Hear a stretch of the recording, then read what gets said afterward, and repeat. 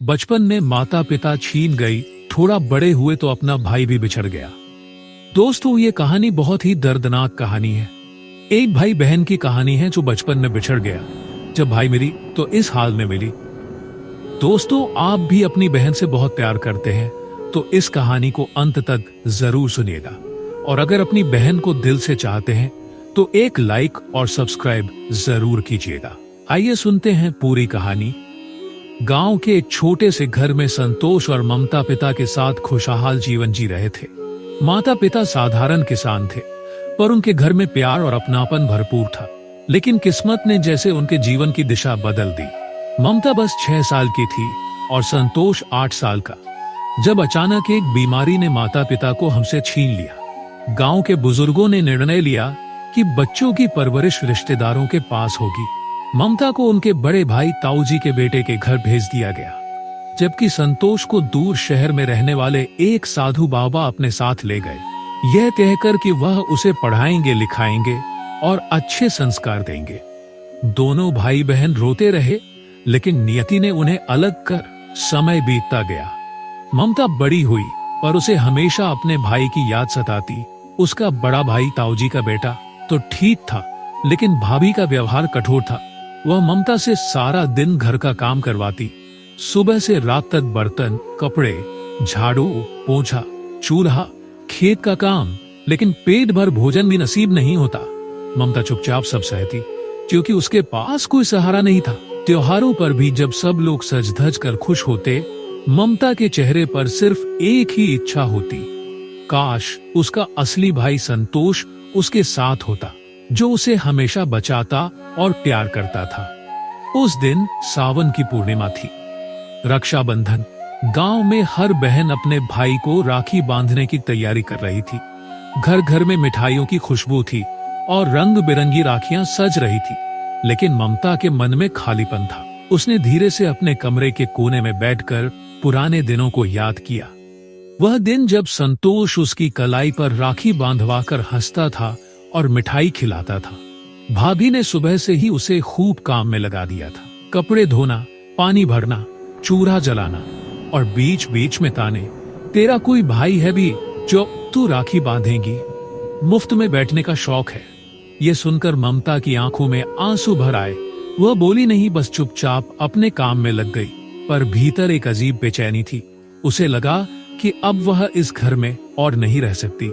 शाम होते होते जब भाभी ने उसे फिर डांटा और भोजन तक नहीं दिया, ममता का दिल टूट गया।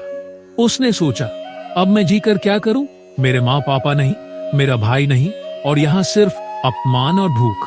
यही सोचकर वह गंगा नदी की ओर चल पड़ी, यह निश्चय करके कि अब वह अपनी पीड़ा का अंत कर देगी। गंगा किनारे पहुंचकर ममता ने बहते पानी को देखा। सूरज ढल रहा था और आसमान लालिमा से भर गया था। लहरों की आवाज जैसे उसे पुकार रही थी, आजा, यहाँ सब दर्द खत्म हो जाएगा। वह धीरे धीरे पानी में उतरने लगी। तभी पीछे से एक गहरी शांत आवाज, बेटी रुक जा। ममता ने मुड़कर देखा।